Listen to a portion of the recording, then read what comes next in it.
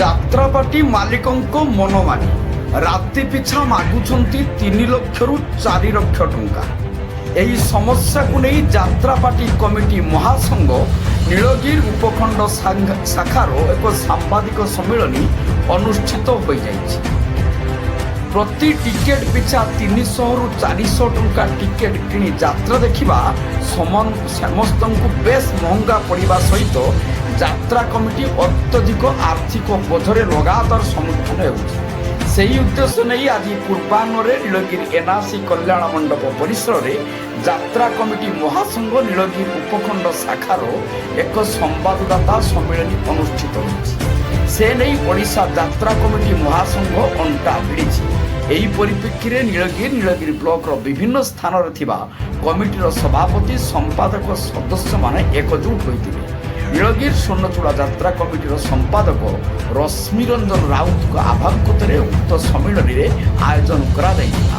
ଆୟୋଜିତ ସଭାରେ ଜଗଦ୍ଧାତ୍ରୀ ଯାତ୍ରା କମିଟିର ସଭାପତି ଅଗଣୀ ସାହୁ ସଭାପତିତ୍ୱ କରିଥିବା ବେଳେ ଆବାହକ ଶ୍ରୀ ରାଉତ ଅତିଥ ପରିଚୟ ପ୍ରଦାନ ଓ ମଞ୍ଚ ପରିଚାଳନା କରିଥିଲେ।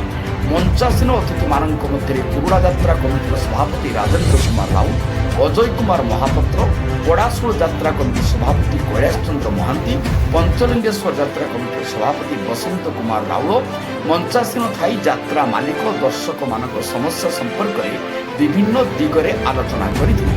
ନୀଳଗିରି ସ୍ୱର୍ଣ୍ଣଚୂଡ଼ା ଯାତ୍ରା କମିଟି, ଅଯୋଧ୍ୟା ଯାତ୍ରା କମିଟି, ସନ୍ତରାଗଡ଼ିଆ ଯାତ୍ରା କମିଟି, ପଞ୍ଚଲିଙ୍ଗେଶ୍ୱର ଯାତ୍ରା କମିଟି, କୁରୁଡ଼ା ଯାତ୍ରା କମିଟି, ମିତ୍ରପୁର ଯାତ୍ରା କମିଟି, ପଡ଼ାଶୁଳ ଯାତ୍ରା କମିଟି, ଅଯୋଧ୍ୟା ଯାତ୍ରା କମିଟି ପ୍ରମୁଖ ସଂଘର କାର୍ଯ୍ୟକର୍ତ୍ତାମାନେ ଏଠାରେ ଯୋଗଦାନ କରିଥିଲେ। ନୀଳଗିରିରୁ ମନୋଜ ମହାନ୍ତିଙ୍କ ରିପୋର୍ଟ, ଜନତା ଏକ୍ସପ୍ରେସ।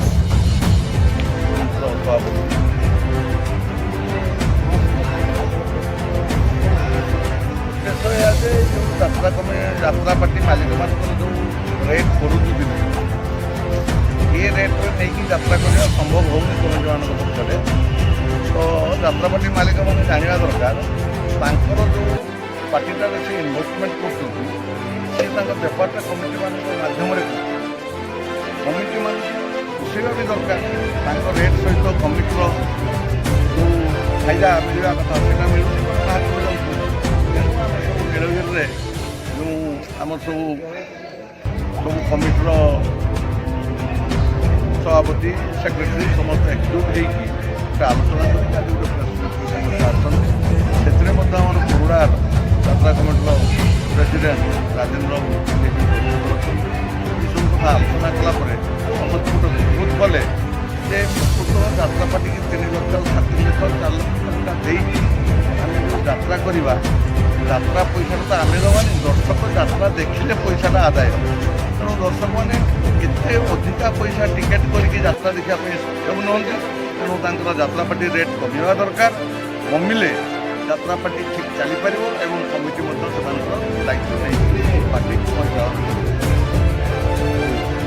କମିଟି ତିଆରି ହେଉଛି ଏବଂ ଯାଉଛି। ଦୟାକରି ଆମେ ଅନୁରୋଧ କରୁଛୁ ଯେଉଁମାନେ ନୂଆ କମିଟି କରିବା ପାଇଁ ଚାହୁଁଛନ୍ତି ସେମାନେ ମହାସଂଘ ମାଧ୍ୟମରେ ଆଗେଇ ଆସନ୍ତୁ।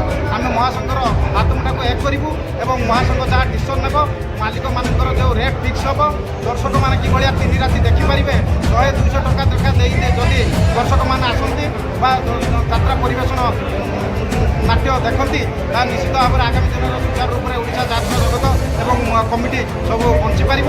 ଜୟ ଜଗନ୍ନାଥ। ମୁଁ ଏତିକି ନୂଆ କମିଟି 3 ବର୍ଷର କମିଟି, କିନ୍ତୁ ଆମେ 3 ଥର ଯାକ ଯାତ୍ରା ତାଙ୍କର ଯେଉଁ ଯାତ୍ରା ମାଲିକମାନଙ୍କର ଯେଉଁ ଡିମାଣ୍ଡ, ସେ ଡିମାଣ୍ଡ ଅନୁସାରେ ବର୍ତ୍ତମାନ ଯାତ୍ରା କରିବା ସମ୍ଭବ ହୁଏ। ତେଣୁ ଯାତ୍ରା ମହାସଂଘ ଆଉ ଆପଣଙ୍କର ଯେଉଁ ଯାତ୍ରା ପରିଚାଳନା ଯେଉଁମାନେ ଆଣୁଛନ୍ତି କମିଟି, ଯଦି ମହାସଂଘ ଏ 2 ଜଣଙ୍କ ମିଶ୍ରଣରେ ଯଦି ଆଉ ସାଧାରଣତଃ ଯେଉଁମାନେ ଯାତ୍ରା ଦେଖିବାକୁ ଆସୁଛନ୍ତି ସେମାନଙ୍କର ଯେଉଁ 3ଟା ଯେଉଁ ସିଷ୍ଟମ୍, ଏ 3 ଜଣଙ୍କୁ ଯଦି ସମସ୍ତଙ୍କୁ ସହଯୋଗ ଅନୁସାରେ ଯାତ୍ରା କେତେ ଫିକ୍ସ କରାଯିବ, ରେଟ୍ଟି ଫିକ୍ସ ହେଲେ ସମସ୍ତଙ୍କୁ ସୁହାଇବ, କଳାକାରକୁ ସୁହାଇବ, ମାଲିକକୁ ମଧ୍ୟ ସୁହାଇବ, କମିଟିକି ସୁହାଇବ, ଯେଉଁମାନେ ଦେଖିବାକୁ ଆସୁଛନ୍ତି ଦର୍ଶକ ତାକୁ ମଧ୍ୟ ସୁହାଇବ। ତେଣୁ ସମସ୍ତଙ୍କୁ ସୁହାଇଲା ଭଳିଆ ଯଦି ଯାତ୍ରା ମାଲିକମାନେ ଯାତ୍ରା ପରିଚାଳନା କରି যদি সহযোগ করবে তাহলে নিশ্চিত এ কমিটি বঞ্চিব, কলাকার বঞ্চিব, যাত্রা মালিক মানে বঞ্চিবে। তেণু যদি যাত্রা মালিক মানে সহযোগ ন করবে তাহলে কেবে কমিটি বঞ্চিবনি। আজকালি যাত্রা মধ্যে লোক যে রেট রয়েছে লোক দেখা আসবেনি, শেষে কলাকার ওড়িশার বুড়িଯିବ ଯାହା ଜଣାପଡ଼ିଲାଣି। ମାନେ ବର୍ତ୍ତମାନ ଯାହା ଦେଖାଯାଉଛି ସମସ୍ୟା ମଧ୍ୟ ସେୟା। ଗଣେଶ ସାହୁ ମିତ୍ରପୁର ଜଗଦ୍ଧାତ୍ରୀ ଯାତ୍ରା କମିଟିର ସଭାପତି। ଆଜି ଯେଉଁ ମହାସଂଘ ପକ୍ଷରୁ ଯେଉଁ ପ୍ରେସ୍ ମିଟ୍ କରାହେଲା କ'ଣ ଉଦ୍ଦେଶ୍ୟ? ଉଦ୍ଦେଶ୍ୟ ଏହା ଯେ ଯେଉଁ ଯାତ୍ରା ପାର୍ଟି ମାଲିକମାନଙ୍କର ଯେଉଁ ରେଟ୍ ବଢ଼ୁଛୁ ଦିନକୁ ଦିନ, ଏ ରେଟ୍ରେ ନେଇକି ଯାତ୍ରା କରିବା ସମ୍ଭବ ହେଉନି କମିଟିମାନଙ୍କ ପକ୍ଷରେ। ତ ଯାତ୍ରା ପାର୍ଟି ମାଲିକମାନେ ଜାଣିବା ଦରକାର ତାଙ୍କର ଯେଉଁ ପାର୍ଟିଟାରେ ସେ ଇନଭେଷ୍ଟମେଣ୍ଟ କରୁଛନ୍ତି ସେ ତାଙ୍କ ବେପାରଟା କମିଟିମାନଙ୍କ ମାଧ୍ୟମରେ କରୁଛନ୍ତି। କମିଟିମାନଙ୍କୁ ପୋଷେଇବା ବି ଦରକାର।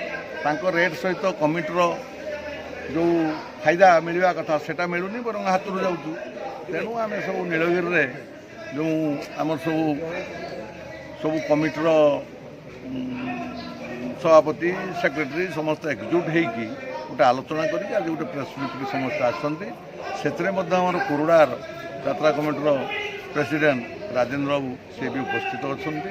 ଏସବୁ କଥା ଆଲୋଚନା କଲା ପରେ ସମସ୍ତେ ଗୋଟେ ହୃଦବୁଦ କଲେ ଯେ ପ୍ରକୃତର ଯାତ୍ରା ପାର୍ଟିକି 3 ଲକ୍ଷ, 3.5 ଲକ୍ଷ, 4 ଲକ୍ଷ ଟଙ୍କା ଦେଇକି ଆମେ ଯେଉଁ ଯାତ୍ରା କରିବା, ଯାତ୍ରା ପଇସାଟା ତ ଆମେ ଦେବାନି, ଦର୍ଶକ ଯାତ୍ରା ଦେଖିଲେ ପଇସାଟା ଆଦାୟ ହେବ।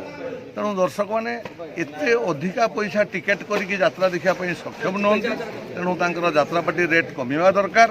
କମିଲେ ଯାତ୍ରା ପାର୍ଟି ଠିକ୍ ଚାଲିପାରିବ ଏବଂ କମିଟି ମଧ୍ୟ ସେମାନଙ୍କର ଦାୟିତ୍ୱ ନେଇକି ପାର୍ଟି ପରିଚାଳନା କରିବେ। ଧନ୍ୟବାଦ। ଆପଣ ପରିଚୟଟା ଏଠି ଦେବେ। ନମସ୍କାର, ମୁଁ କୁରୁଡ଼ା, ଆପଣମାନେ ଜାଣିଛନ୍ତି ବାଲେଶ୍ୱର ଜିଲ୍ଲାର କୁରୁଡ଼ା ଯାତ୍ରା କମିଟିର ପ୍ରେସିଡେଣ୍ଟ ଅଛି ଏବଂ ବର୍ତ୍ତମାନ ମୁଁ ରେମୁଣା ବ୍ଲକର ଚେୟାରମ୍ୟାନ୍ ବି ମଧ୍ୟ ଅଛି।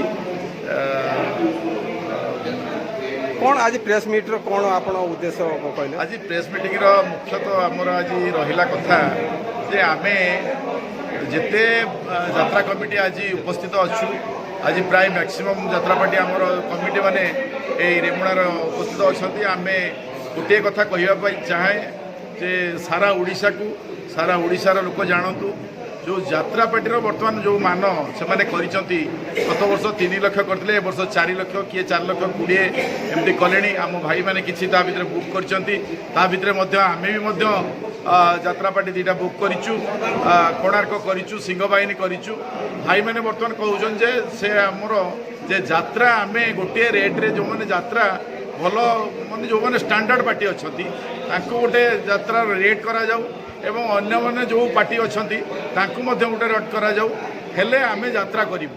ଆଉ ଯେଉଁମାନେ ପ୍ରତ୍ୟେକ ଜାଗାରେ ଆପଣମାନେ ଦେଖନ୍ତୁ ପ୍ରତ୍ୟେକ ଅନୁଷ୍ଠାନରେ ପ୍ରତ୍ୟେକ କମିଟିର ବର୍ତ୍ତମାନ 1, 2, 3ଟା ଲେଖା କମିଟି କଲେଣି।